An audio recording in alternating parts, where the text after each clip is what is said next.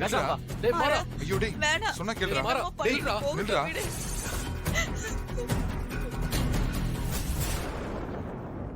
ஐயா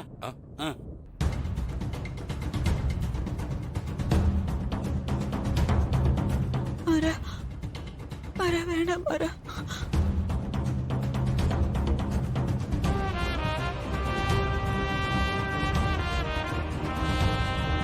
என்னடா என்ன நினைச்சிருக்கீங்க உங்க மனசுல? ஆ? நீங்க என்ன பண்ணாலும் யார் எதுவும் கேட்க கூடாதுன்னா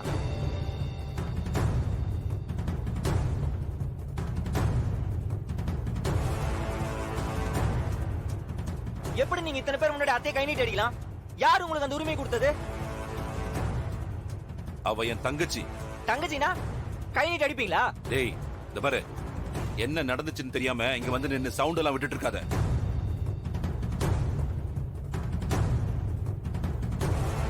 நான் உன்னை இங்க கண்ணிலே படக்கூடாதுன்னு சொன்னேன். முதல்ல கிளம்பு. இங்க பாருங்க, நீங்க என்ன வேணா சொல்லுங்க, திட்டுங்க, அடிங்க, எனக்கு பிரச்சனையே இல்ல. ஏன்னா நான் உங்களுக்கு வேண்டாத புள்ள, அதுக்காக நான் வருத்தப்பட்டதும் கிடையாது. ஆனா நீங்க அத்தி அடிச்சிட கூடாது, அது தப்பு.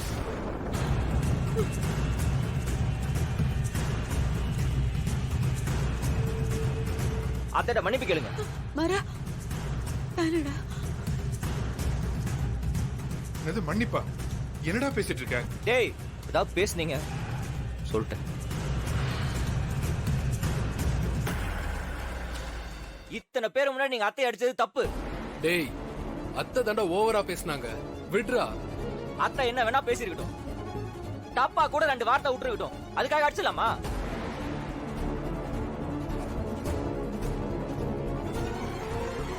அதை நீங்க கண்டிக்கலாம், அதுக்கு உங்களுக்கு உரிமை இருக்கு. அதை விட்டு கை நீட்டி அடிக்கிறதுக்கெல்லாம் உங்களுக்கு உரிமை கிடையாது. யாருக்கும் அந்த உரிமை கிடையாது.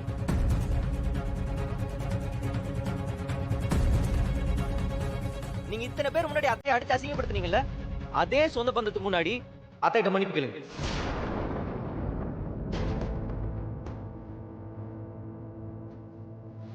கேட்டாதான் இங்க இருந்து போவேன் நான். எல்லாரும் முன்னாடியா? மாறா வேணடா. யாரும் யாருக்கும் மன்னிப்பு கேட்க வேணாம். சும்மா இரு. பாப்போலாம். சொன்னா கேளுடா. வேணாம்டா. வேணாம். இப்ப மன்னிப்பு கேட்க போறீங்களா இல்லையா? மன்னிப்பு கேட்காம இந்த கல்யாணம் நடக்காது. யாரு வந்து சொன்னாலும் நடக்காது.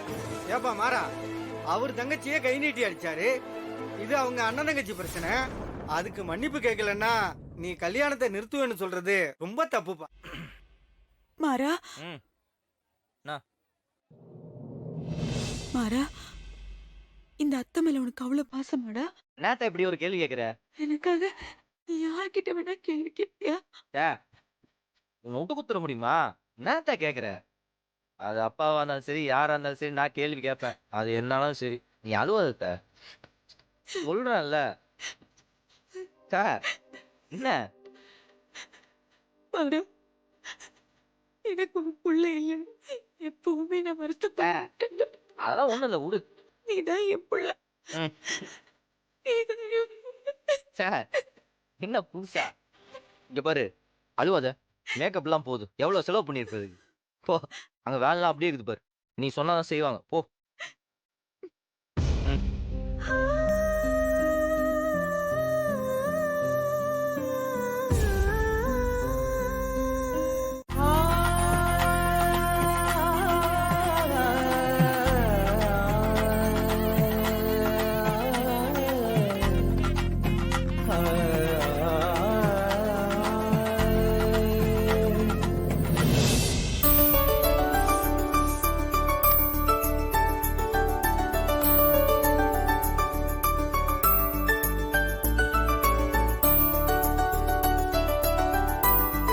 உன்னை பார்த்ததாண்டா மாப்பிள்ள மாதிரி தெரியுது. பேசாம மண்டபத்துல ஒரு பொண்ணை பார்த்து பேசி முடிச்சிருவோமா? டேய் சும்மா சொல்லாதடா, இதுக்கெல்லாம் அப்பா சம்மதிப்பாரா? டேய் நான் ஒரு பேச்சுக்கு சொன்னேன்டா. நீ என்னடா எல்லாத்துக்கும் ரெடியா இருப்ப போல? டேய் நீ தாண்டா கல்யாண மாப்பிள்ள. பாரு, பட்டு வேஷ்டி பட்டு சட்டை எல்லாம் போட்டுட்டு சும்மா பாக்குறதுக்கு ஜம்முன்னு ஹீரோ மாதிரி இருக்கடா. வேட்டி சட்டை ஓகே தான், இருந்தாலும் கோட் சூட் போட்டா ஒரு மாதிரி கெத்தா இருக்கும்ல. கோட் சூட்டா? டேய் கோட் சூட்லாம் போட்டு மேடையில உட்காந்து எப்பரா தாலி கட்ட முடியும்? கட்டினா என்ன ஆகும்? ஃபாரின்ல அப்படித்தானே பண்றாங்க. ஃபாரினா? டேய் ஆமா, ஃபாரின்ல எங்கடா தாலிலாம் கட்டுறாங்க?